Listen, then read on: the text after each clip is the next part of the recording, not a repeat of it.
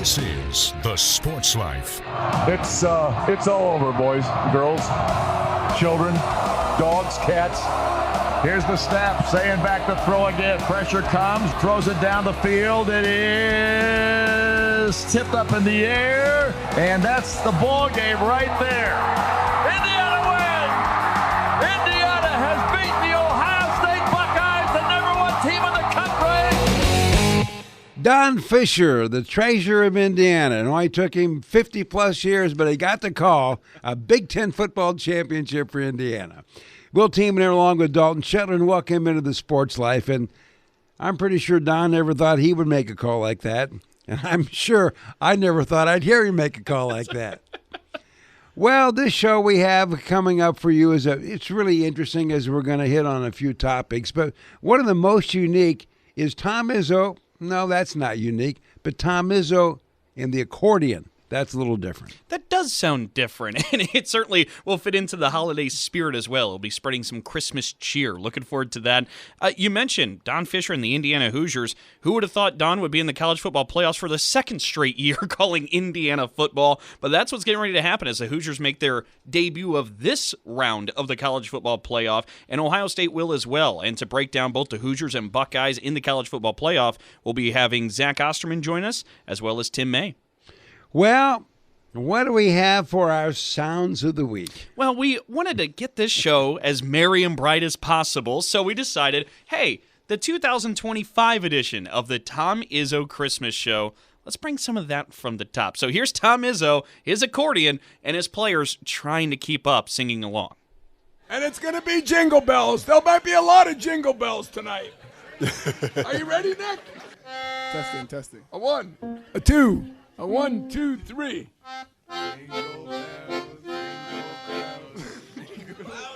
Wow. Hello. Now listen. Song. Even though this is radio, certain words you can still use. And right now, I got a couple for you three that weren't very good. So, ready? It starts out, we're dashing through the snow. 1, 2, 1, 2, 3. Dashing through the snow in a one-horse open sleigh. Over the hills we go, laughing all the way. Ha ha ha! Bells on bobtails ring, making spirits rise. Fun it is to ride and sing a sleighing song tonight. Oh, come on! Jingle bells, jingle bells. Jingle all. Oh, what fun it is to ride in a one-horse open sleigh. Hey! Jingle bells, jingle all the way. Oh, what fun it is to ride in a one-horse open sleigh. Let's hear it for Cam Ward, Gordon Scott, and Devon Ukuchukwu. Hey, thank you. I thought that was very average. All right, now we're going to add the rest of the team in. And where's my family? Where are you guys leaking out in that room back there? You should get out here. Jesse, stop hiding. Yeah.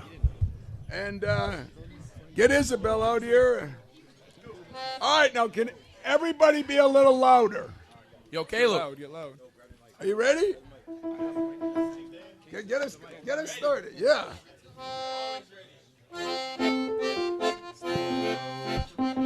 Horse open sleigh, over the hills we go, laughing all the way. Ha ha ha! Bells on bobtails ring, making spirits rise. Fun it is to ride and sing a sleighing song tonight. Oh, jingle bells, jingle all the way. Oh, what fun it is to ride in a one-horse open sleigh. Hey, jingle bells, jingle all the way. Oh, what fun it is to ride in a one-horse open sleigh. Hey! Well, what is better, the singing, Dalton, or the accordion playing? I would say the players playing and the coaches coaching. I don't know if there's anything great out of the holiday performance, but boy, isn't that a lot of fun? Yeah, it is, and I always get a kick out of when he does like jingle bells. Yeah. And a player goes, I don't know the words. What do you mean you don't know the words to jingle They're bell? pulling it up on their iPhones. Yeah. Hold on, Coach. I got it right here. Well, the piece we're going to do on the history of his Izzo Christmas show is going to be really entertaining. And when we come back, we're going to take a look at something else that's been really entertaining, Indiana football. But first, a break right here on the Sports Life. Oh, yeah. Hey, Dad. Did you get a new haircut or something? A new shirt? You're looking good. What happened? A little fender bender? How little? A few days in the shop little? But thanks to Mom and our agent, we've already submitted a claim and can track the status right from the app. Auto owners pays what they owe without any hassle. Sounds like simple human sense. I'm fine, by the way. Oh, yeah, I was gonna ask. Ask your independent agent if auto owners make sense for you.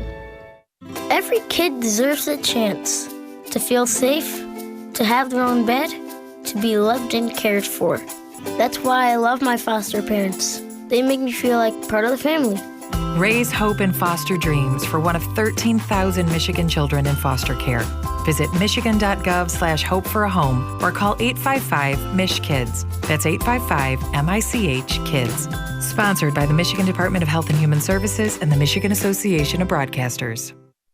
Do you hear that? That's the sound of uncertainty lurking under your hood. You know the feeling. I know I do. That sudden sinking sensation when you see a check engine light or your car unexpectedly breaks down and you're faced with sky-high repair bills. It's time to shield against unexpected repairs with CarShield. CarShield is America's most trusted auto protection company and has an A rating with the Better Business Bureau.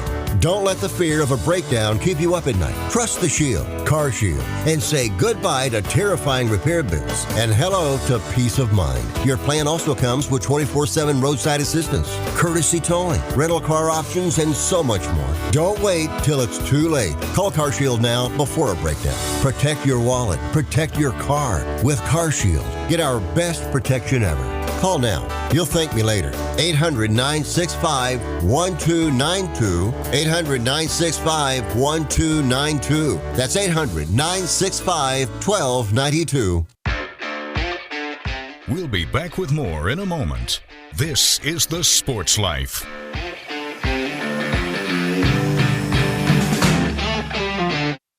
Roxanne Watson is on a mission. Hello, how are you doing today? She wants more people to register as organ, eye, and tissue donors. Are you an organ donor? Yes, I am. Yay. My goal is to sign up the most people in the United States.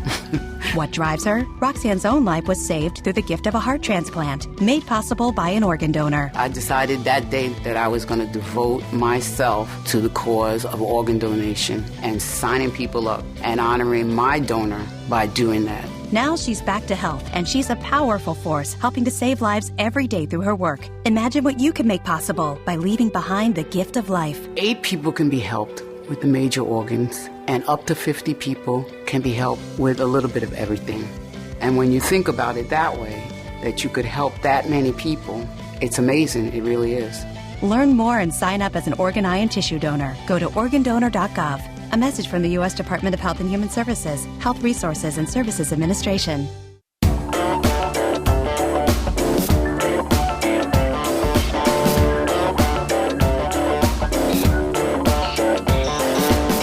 And welcome back for more of the Sports Life. Will Teeman here along with Dalton Shetler. Well, if there's one topic that's been discussed and rediscussed, it's Indiana football. Because everybody's trying to figure out what happened, how it happened, and how to describe it. Well, I'm not sure anybody's really come to grips with all those things yet, but Zach Osterman, who covers the Indiana beat for the Indianapolis Star, is joining us. Zach, thanks for being a part of this. And there's a lot of things to talk about when we take a look at what's happened the last 2 seasons at Indiana in terms of football. But the thing I want to start with, I want to take you back to the Big Ten title game against Ohio State. And be honest with us. Did you really think Indiana could or would beat Ohio State? Yeah, I thought they could. I think my prediction that I kind of stuck to all week was Ohio State 24, Indiana 19. I thought it would be low scoring. I thought Ohio State would force Indiana into some field goals, which they did. Indiana had some short fields there. Right after the interception is the one that probably comes, sort of closest to mind for a lot of people. And Indiana was forced into some field goal attempts. But I think what I underestimated was Indiana's ability to really shut Ohio State down offensively for, the majority of that game. And, listen, there's the Julian saying sort of fourth down failed conversion, and then there's the missed field goal that ultimately sort of leads the game to the final score. But I did think Indiana could be competitive. I picked Ohio State to win, but I wasn't surprised to see it as a genuine contest into the third and into the fourth quarter. Well, Zach, did that arm Indiana fans with any more of these pinch me moments that the last 2 years have been? And I ask that just because every step along the way it's felt like, okay, this has to be the peak. No, this has to be the peak. And now you're watching confetti fall down at Lucas Oil Stadium for Indiana fans. What has been the all-time losingest program in college football is now the king of the Big Ten. Was any new pinch me moments from this experience? I think that was probably the last one, other than, if they were to win a national title, which in fairness is a pinch me moment for just about anybody, right? I mean, there's, if you're not Ohio State or Alabama, I guess, winning a national championship is sort of one of those, try to drink this in and savor it forever kind of moments.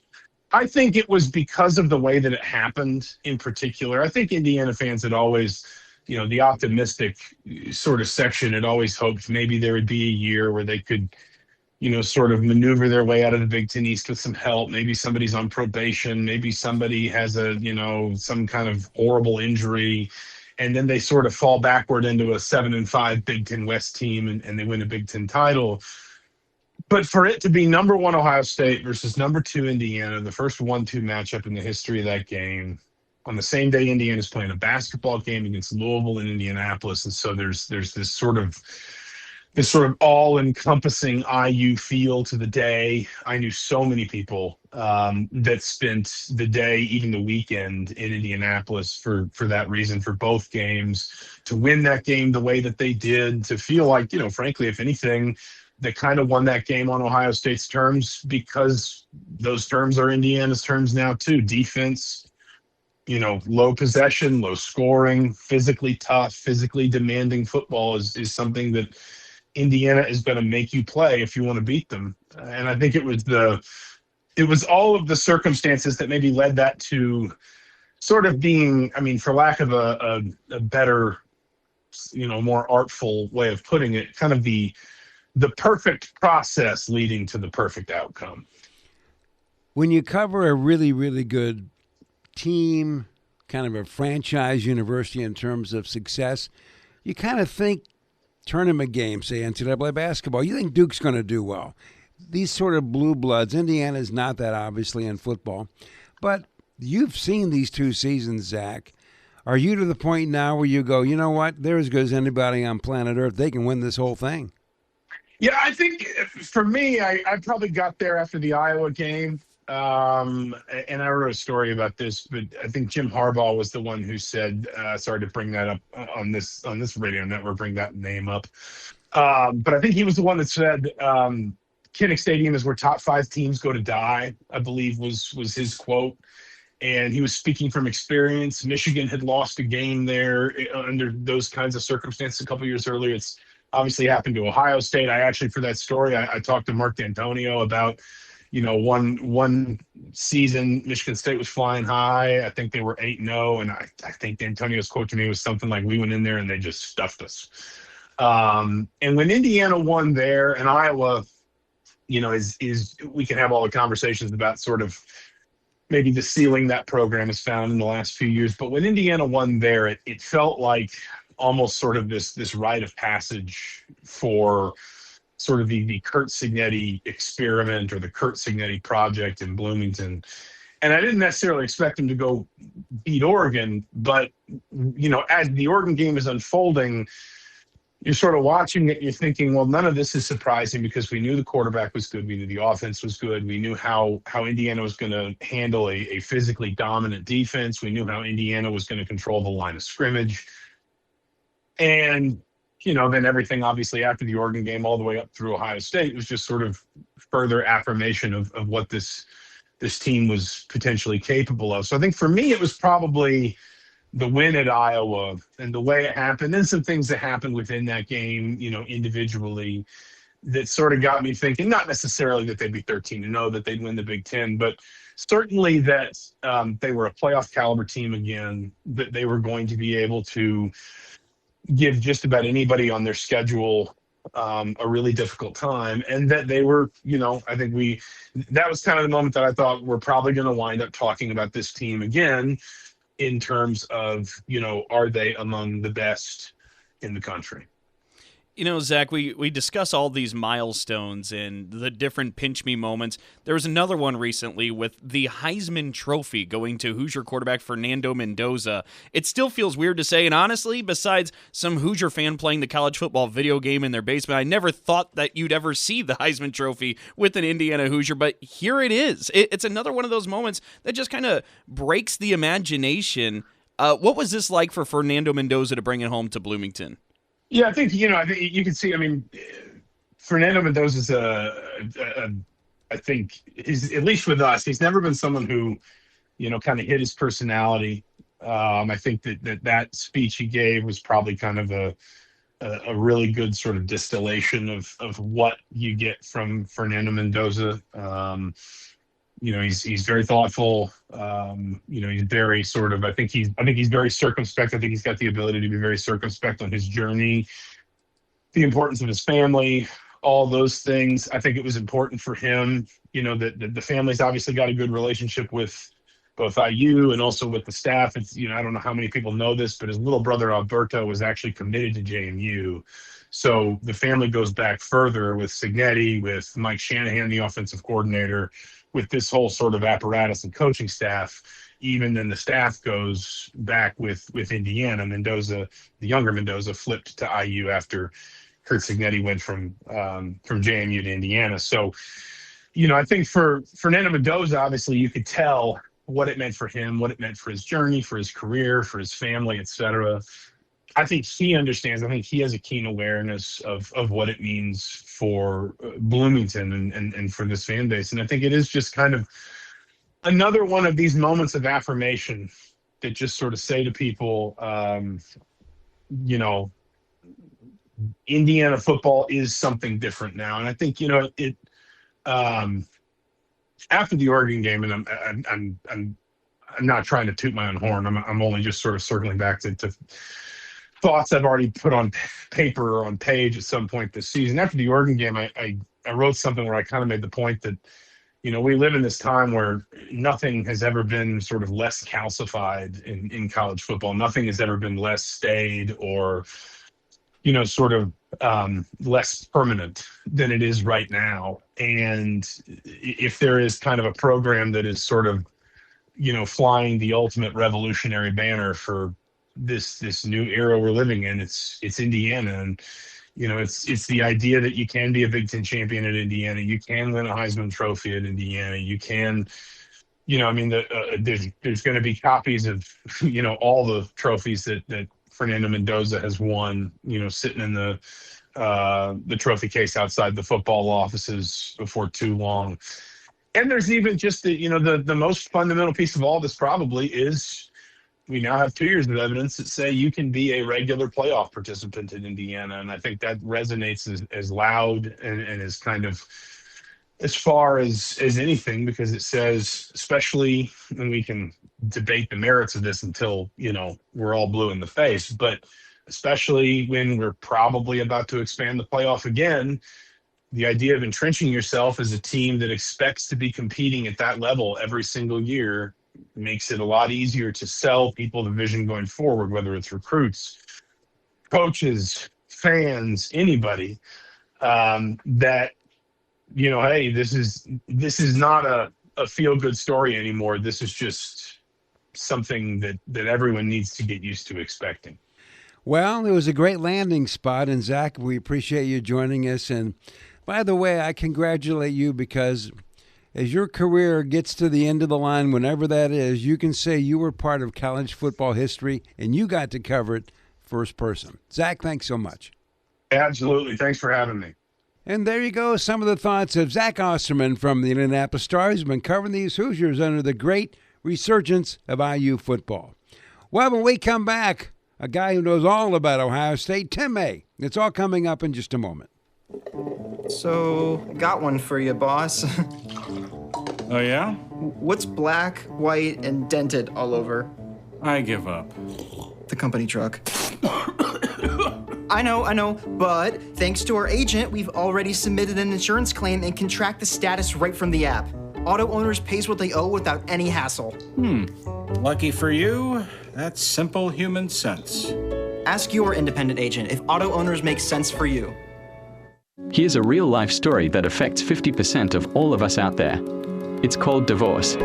If you've gotten divorced and now you're struggling to pay your bills and your credit card debts are completely out of control, you need to call this special debt relief hotline right now. We help people with all kinds of money problems caused by different life challenges, a divorce, a job loss, even heavy medical bills. All these life events can sometimes financially stress you out and cause you to get out of control. We help people get their lives back by showing them ways to consolidate and reduce their debt, in some cases for a fraction of what they owe. If your credit card balances are more than $10,000, call us and learn how to reduce your credit card bills and monthly payments now. Here's our number. Paid for by Debt.com. Call now, 800-810-1584, 800-810-1584, 800-810-1584. That's 800-810-1584. That ought to do it. Totally energy efficient. Oh no, not again. This time, we're getting help. Ladies and gentlemen, it's the battle of energy efficiency improvements. In this corner, Mr. I can save money and do it on my own. And in this corner, Miss Let's get it done right with some help. Fight! Or you could just go to avoidenergydrama.com. From sealing your home to helpful loan options, you'll find all the tips and tools you need to stop wasting energy and stay comfortable. Avoidenergydrama.com. Brought to you by Michigan Saves. We'll be back with more in a moment. This is The Sports Life.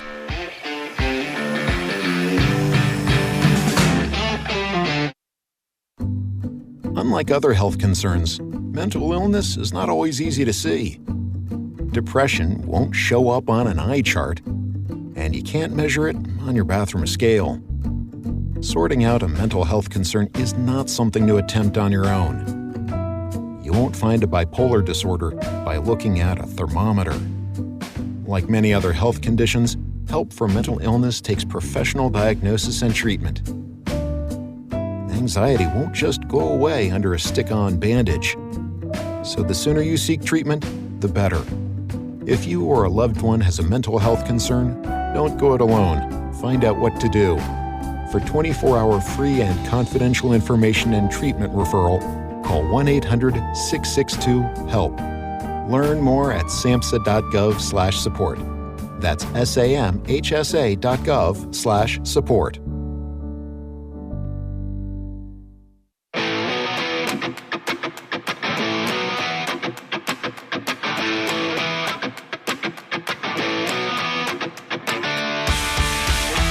And welcome back for more of the Sports Life. Will Tiemann here along with Dalton Shetler. Well, if you want to know something about Ohio State, why would you not talk to Tim May if he'll talk to you? Well, we do want to talk to Tim May, and he said he would talk to us. So, Tim, welcome to the show. And, you know, before we talk about this wonderful season the Buckeyes had and the upcoming playoffs for them, the loss to Indiana, you know, Ryan Day got a lot of heat a year ago because they lost to Michigan. What has been the mood in Columbus about the loss to the Hoosiers? Well, I think people are disappointed because Ohio State was going for its first Big Ten championship since 2020, the COVID year, and didn't get it done. It was playing in the Big Ten championship game for the first time since then and didn't get it done, even though they won a national championship last year and came close to maybe winning one a couple of years before that. It's been a while since they've won a Big Ten championship. So there's disappointment there, but it's not like the old days, fellas. You know that. Will, I know you know that. I mean, it's we've moved into a new era of college football where if you win your conference, hey, that's pretty cool. But did you get invited to the college football playoff? Did you make that? Do you have a chance at the national championship? And so it's mixed. It's kind of mixed, I think, is more of the reaction to it. But also, boy, Indiana's pretty damn good is also the reaction to it. And I think the College Football Playoff Committee got it right when it made Ohio State or Indiana number 1 and Ohio State number 2 in the College Football Playoff that we're experiencing right now, because these two teams have been sort of running roughshod for the most part over everybody they played this year until they played each other in a game that I thought would be more high scoring. It was 13-10 and really came down to Ohio State blowing some opportunities, a couple opportunities in the red zone, including a field goal that might have tied it with 2.5 minutes left. My point is you can put an index card between these two teams and see the difference, at least headed into the quarterfinals of the college football playoff. But we'll see how that plays out. We'll see if there's a rematch ahead, or if they do it like everybody did in the quarterfinals last year. Instead of getting a bye, it was more like a bye-bye because everybody lost who got a bye. That's a good point. Well, and Tim, I mean, you mentioned the miscues or the heartbreak that Ohio State fans had with some of those opportunities in that game. But I want to ask you, and this is a question that I think you'll be able to answer. I mean, we all will be able to answer in a few weeks after the playoffs have concluded and we see what Ohio State does. But Will brought up that loss to Michigan at the end of regular season, and it stung. It left a bitter taste in the Buckeyes. And it felt like they were able to use that as some motivation, regrouping for the playoff. Now you have this close loss to an Indiana team in the Big Ten championship game. It stings, leaves a little bit of a bitter taste. Is there a direct parallel to what they experienced last year to refuel and refocus for the playoffs? Perhaps. They didn't have this massive team meeting, though, like they had last year, and Ryan Day sort of took a little bit of a mea culpa with the players, but also said everybody, had some blame to go around in that game.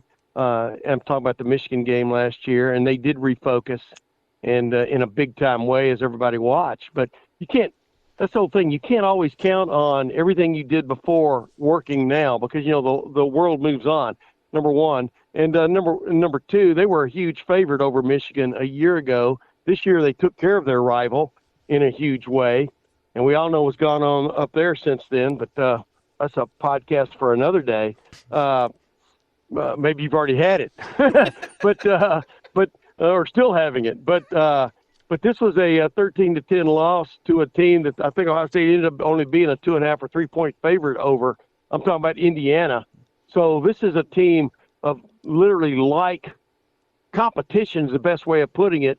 And Ohio State fell short, and it knows why it fell short. And so it's more of a different resolve, I do believe. But like you said, until 3 or 4 weeks from now, and we see if it paid a dividend, finally getting beat, who knows, right? Because you have to turn whatever happened to you most recently into a positive in some form or fashion. And I'm sure Ryan Day and staff and the leaders of the Ohio State football team are trying to do just that, knowing they're going in against a big-time opponent in the Cotton Bowl. Well, when you talk about finding good or learning from a setback, like the Big Ten title game, what do you think Coach Day's focusing on? What do you think he wants to tweak? Because we mentioned Indiana's pretty good. Ohio State's not chopped liver. Red zone offense. They were inside the 10-yard line, for example, against Indiana twice, 2 times when they came up with 0 points, like I said, including that missed field goal, 27-yard field goal. Are you kidding me? Near the end of regulation, it could have pushed it into overtime. And then past that, everybody go, a lot of people like to say, well, this is the way those people talk. Well, the defense played well enough to win the game. It's the offense's fault. But the point is, Ohio State had the lead in that game and gave up a score that put them behind. And as the late, great Bobby Bowden used to say to his team at halftime when they had the lead, just before they went back out for the second half, he would, they'd have all these fixes, and he would turn to the defense. And by the way, defense, they don't score second half, we win. You know what I mean? And so that's kind of like you can throw that out there too. That you gave up a score when it was a tight ball game. You couldn't give up a score. It's almost like a baseball team in a 1-1 game, and bottom of the ninth, you can't give up that error. And so there are all kinds of blame. And, of course, the special teams, a missed field goal says enough, right? So there are all kinds of ways that this team could have been 8 degrees, 10% better and won that game against Indiana. So that's the point, is you got to play your best game. And they say this all the time at Ohio State and a lot of other places. You've got to worry about what you can control, which is the way you play.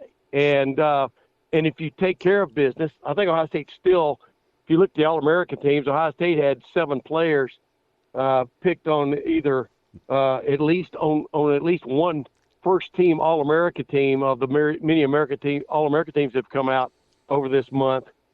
So they've got the wherewithal. It's just maybe a little bit more focus and maybe a little bit different play calling. We'll see how that goes offensively in the Cotton Bowl. For the record, Tim, I love your impression of fan making simple points. I think we could make this a call-in show where you just act as different callers from around the region with your different takes on fans or points. What do you think about that? I'd go for that. I definitely would go for that. We can do that in the future. Yeah. Count me in. I'll go for that one. I think we're onto something with this. Yeah. But Tim, I don't know which fan's going to answer this question that I have for you, but heading into the college football playoff for Ohio State, what gives you the most confidence that things translate? And does it start with your last point, 7 All-Americans? Is it just talent, or is there anything above talent? Well, you got to execute. I mean, the bottom line is you got to execute. And by execute, it doesn't mean Julian saying throwing pinpoint passes. Of course it includes that.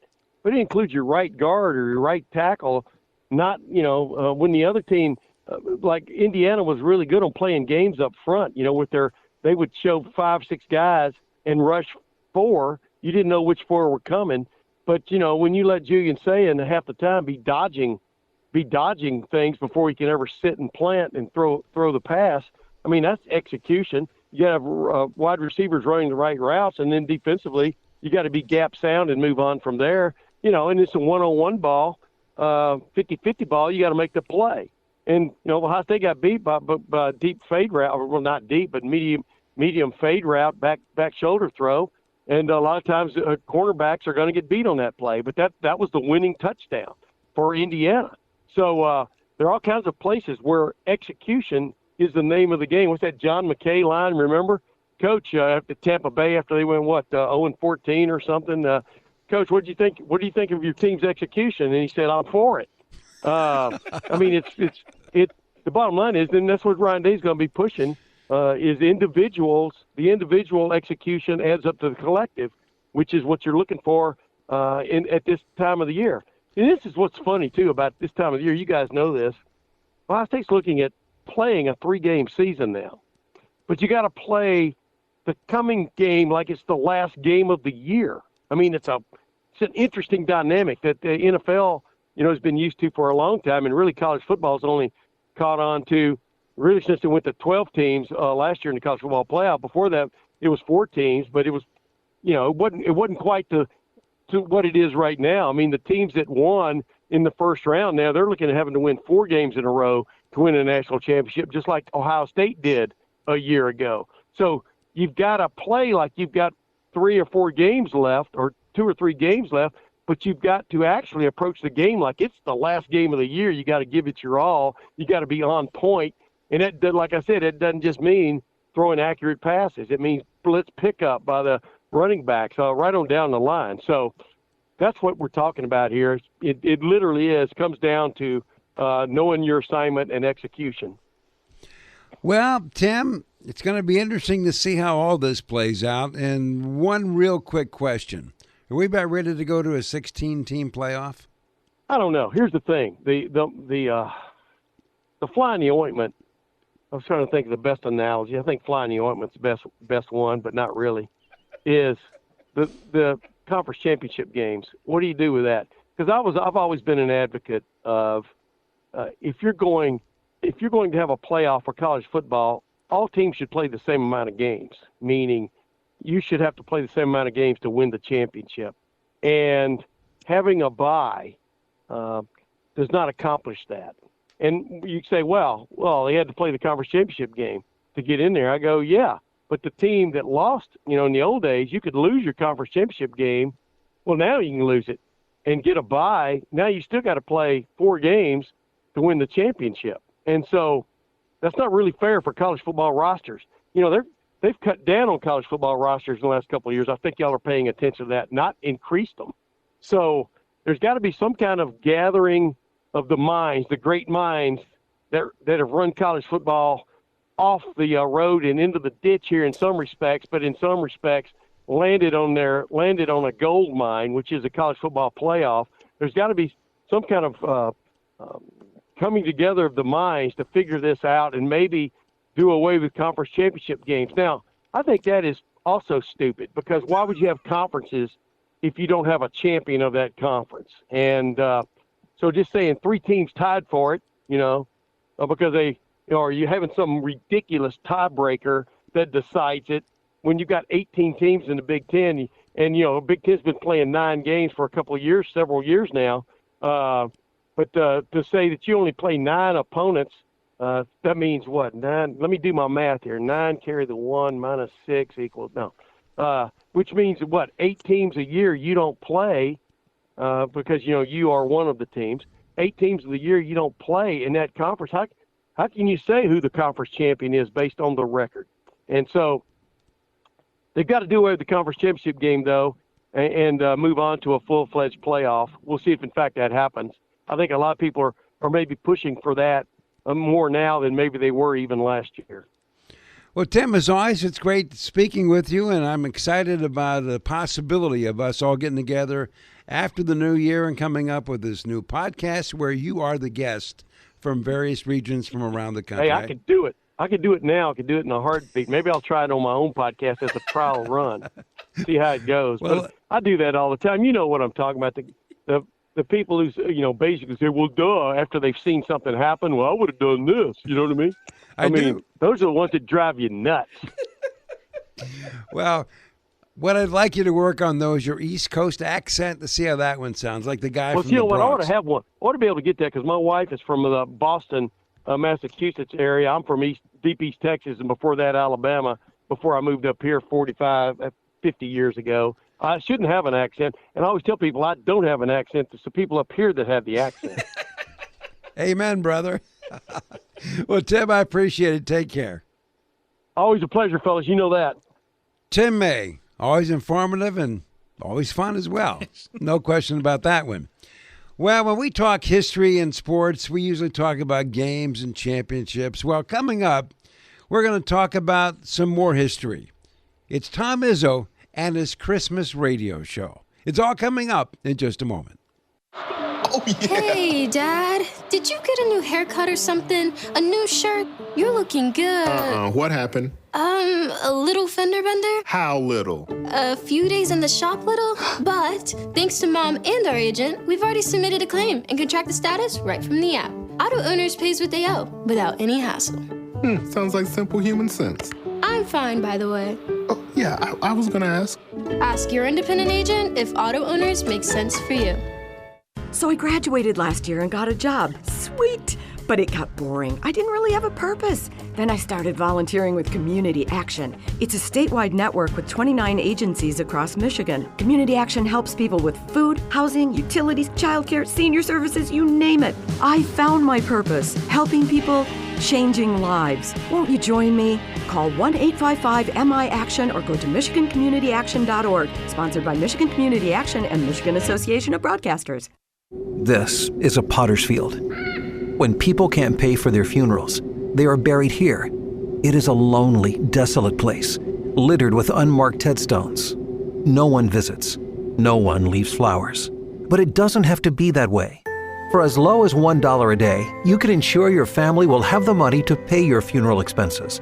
We offer burial insurance plans that pay up to $30,000. Considering the average funeral costs more than $10,000, that's peace of mind for your family. There are no medical exams, your rates won't increase, and your policy cannot be canceled as long as you make your premium payments. Call now to get approved in minutes and ensure your final resting place is more than just a pauper's grave in a potter's field. 800-562-2407. 800-562-2407. 800-562-2407. That's 800-562-2407. Paid for by Final Expense Direct. We'll be back with more in a moment. This is The Sports Life.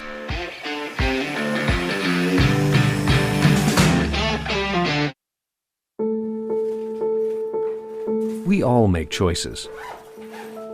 When it comes to alcohol, kids make choices whether to drink or not. Bye, Dad. Bye-bye. Remember, I'm going to Alex's party tonight and sleeping over. Hey, have a seat for a second. Remind me about that party again? Alex is just... And adults make choices whether to talk about it. That's true of parents and every other trusted adult in a kid's life. Kids want to know our expectations when it comes to alcohol and other drugs. They want guidance and honest answers to their questions. And it makes a difference when the message is consistent and part of everyday conversations. So talk with your kids and help lead them on a positive path. Because when you talk, they hear you. For more information about talking with your kids about underage use of alcohol and other drugs, visit underagedrinking.samhsa.gov.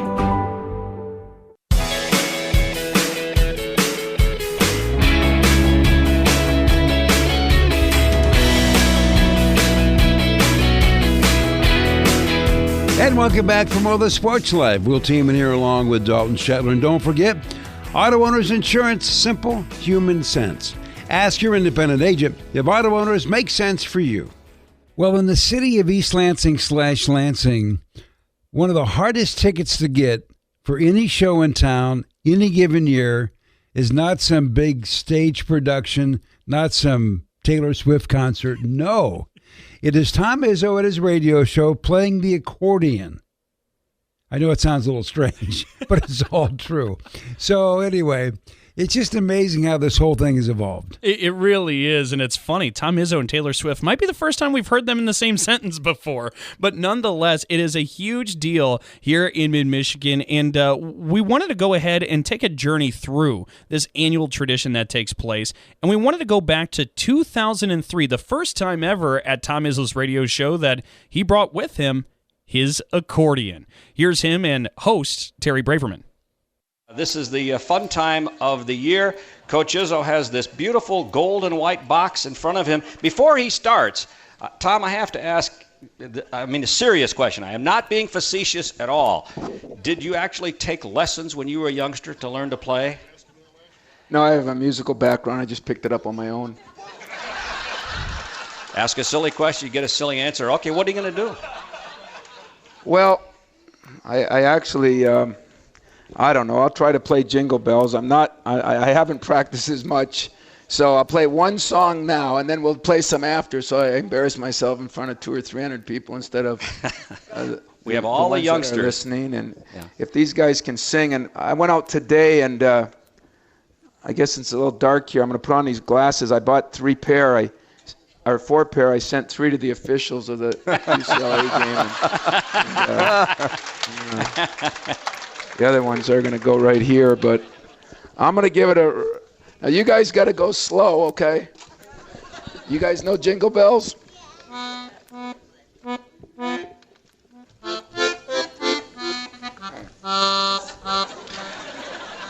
a little nervous.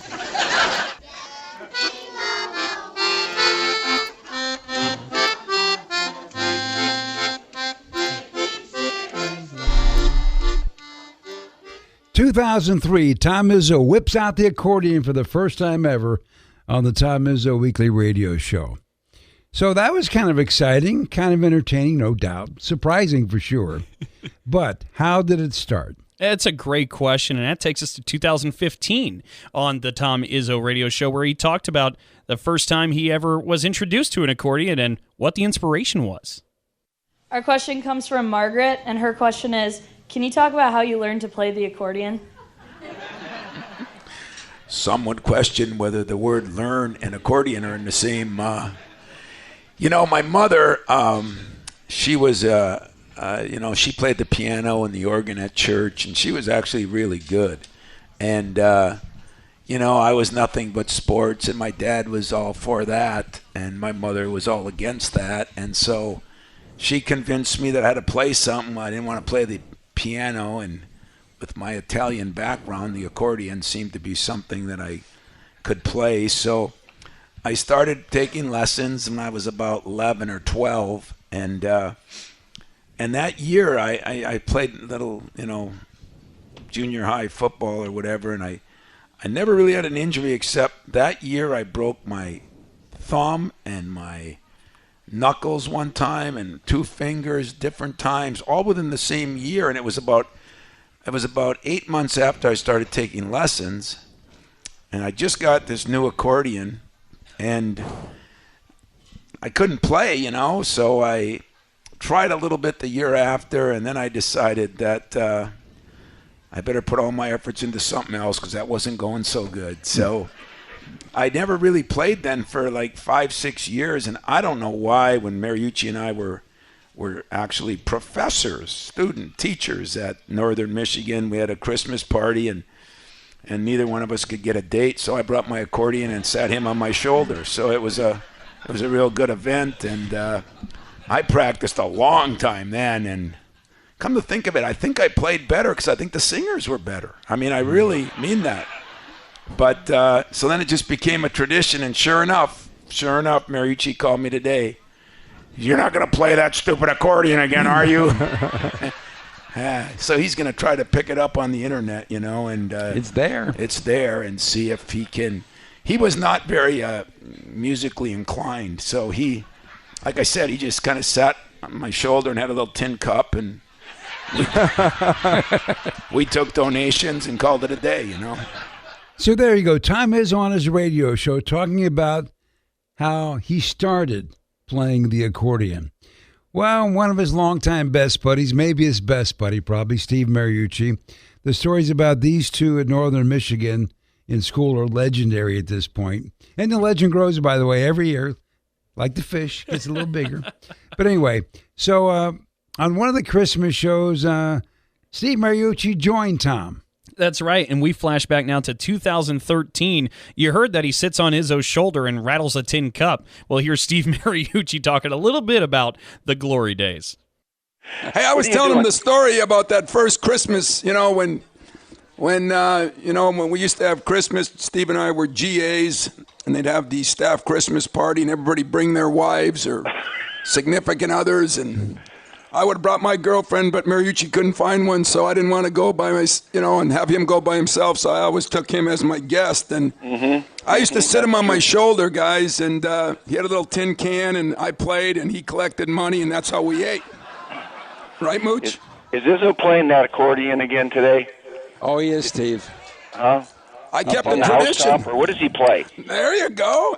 That used to be my favorite. Jingle Bells I'm a little better at now. You guys all thought that Izzo always wanted to be a coach, but at one point he was trying to figure out if he wanted to coach or audition for the Lawrence Welk show with that accordion. When was the first time you saw Tom play the accordion? Oh, God.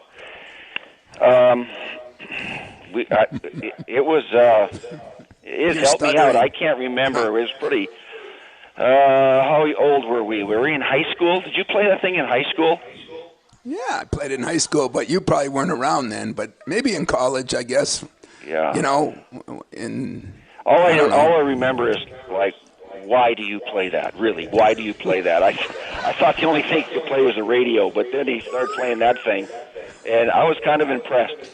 And then your grandfather, right, Tony Izzo, didn't he play that or the concertina or something? Concertina, right? Yeah, right. It's in the family. It's in the family. Hey, when Izzo and I were in college, remember when we were at Spooner Hall, we put up a Christmas tree and left it up for 2 years, and then and all the needles fell off like after the first month, and the LRA made us finally take it out. It was a fire hazard, so after a couple of years, we took the Christmas tree out.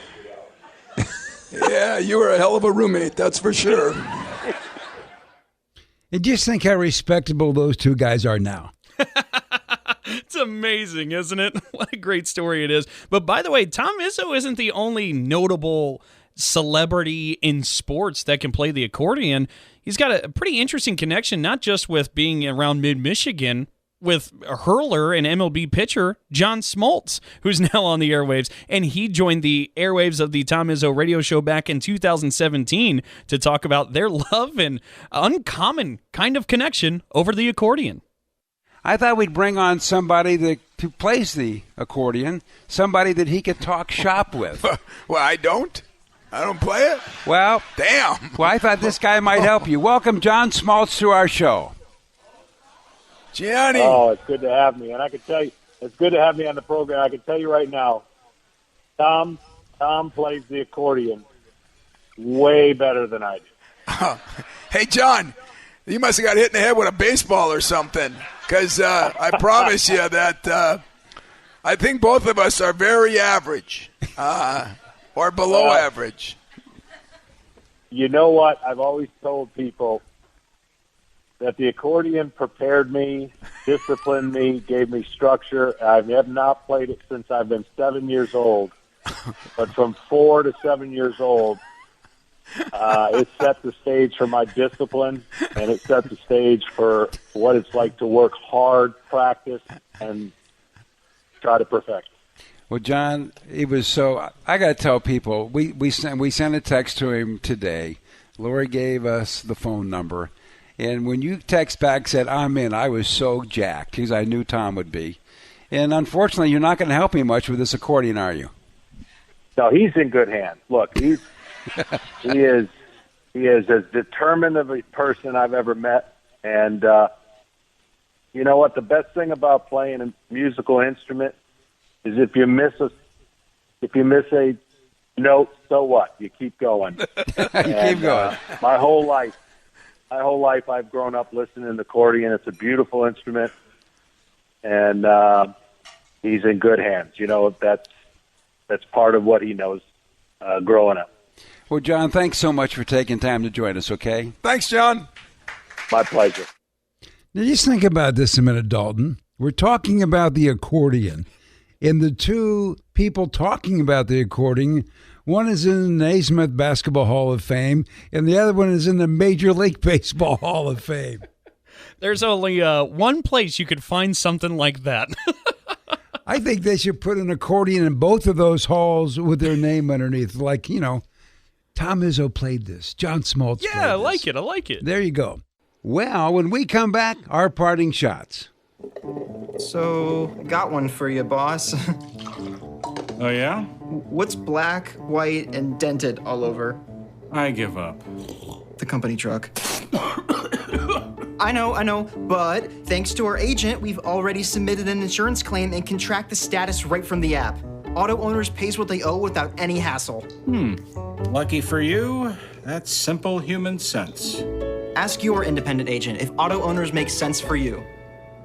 So I graduated last year and got a job. Sweet! But it got boring. I didn't really have a purpose. Then I started volunteering with Community Action. It's a statewide network with 29 agencies across Michigan. Community Action helps people with food, housing, utilities, childcare, senior services, you name it. I found my purpose, helping people, changing lives. Won't you join me? Call 1-855-MI-ACTION or go to MichiganCommunityAction.org. Sponsored by Michigan Community Action and Michigan Association of Broadcasters. If you have diabetes, listen up. If you have insurance, you can qualify for a continuous glucose monitor. With a CGM, you can continuously track your levels and trends and spend more time in range, significantly lowering your A1C. More importantly, a CGM eliminates the one thing most people with diabetes hate: painful finger sticks. Order your new continuous glucose monitor today. If you use insulin and if you've seen your diabetes care provider within the last 6 months, you may qualify for your own CGM right now. We'll do all the insurance paperwork and deliver your new CGM at little or no out-of-pocket cost to you. Medicare and most insurances will cover your CGM, so don't wait. Have your insurance handy and call the Aptiva Medical CGM Health Hotline right now. 800-948-6912. 800-948-6912. 800-948-6912. That's 800-948-6912. We'll be back with more in a moment. This is The Sports Life.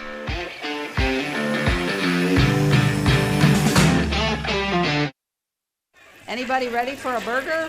I'm State Fire Marshal Rich Miller, reminding everyone to think safety first when it comes to outdoor grilling, whether it's charcoal or gas. Never overload your grill with food. Excess fat and grease will create large flames. Grill outdoors and never inside or in a garage. Never leave a grill unattended and always keep a fire extinguisher nearby. For more tips on safe grilling, visit the Bureau of Fire Services website at michigan.gov/BFS. Medicaid and CHIP offer free or low-cost health coverage for children and teens. Hospital and doctor visits, prescriptions, shots, and more are covered. That's peace of mind for parents if a child is sick or gets injured. And parents may now be eligible for Medicaid too, even if they've applied in the past. Enrollment is always open. Visit InsureKidsNow.gov or call 1-877-KIDS-NOW. Paid for by the U.S. Department of Health and Human Services.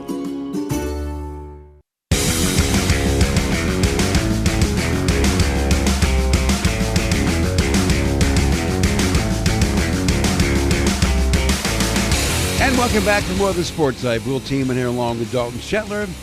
Well, we've now worked our way to our parting shots. And what a show. Zach Osterman, Tim May, and Tom Izzo playing the accordion. That's a show. It's a potluck. Yes, it is. So what are you thinking, Dalton, for your parting shots? Well, first, a reminder, if you missed any of those characters really joining us here on the show and having some fun with us, make sure you give us a follow at Sports Life Now on Twitter or X. That's again at Sports Life Now. For my parting shot, we're doing Big Ten wishes, Big Ten Christmas wishes for the holiday spirit. What mine is, look, I feel like we talk about this every year, Will, and I don't know if people get tired of it, but kind of tired of the wait and the drought happening. My Big Ten wish is for a basketball champion to be crowned a national champion from the Big Ten Conference. On the men's side, you got to go back to 2000 when Michigan State did it.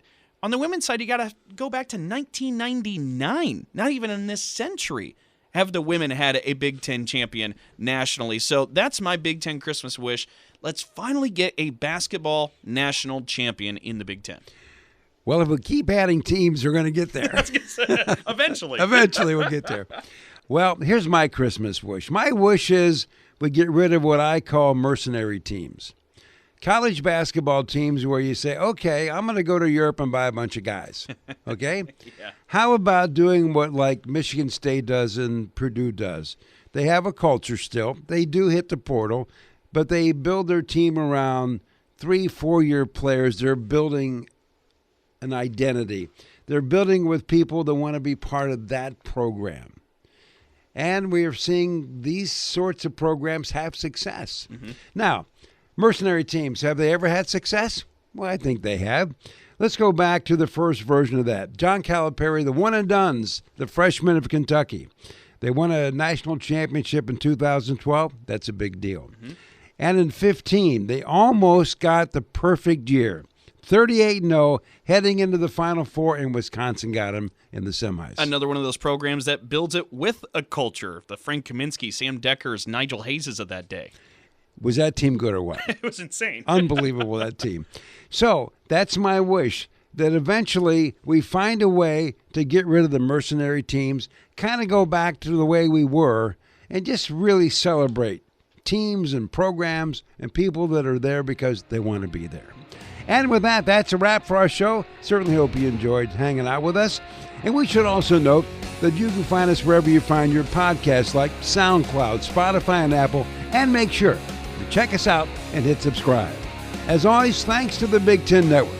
The Sports Life is produced by Dalton Shetler, and our executive producer is Wendy Hart. So on behalf of Dalton, I'm Will Teeman, and thanks for your time.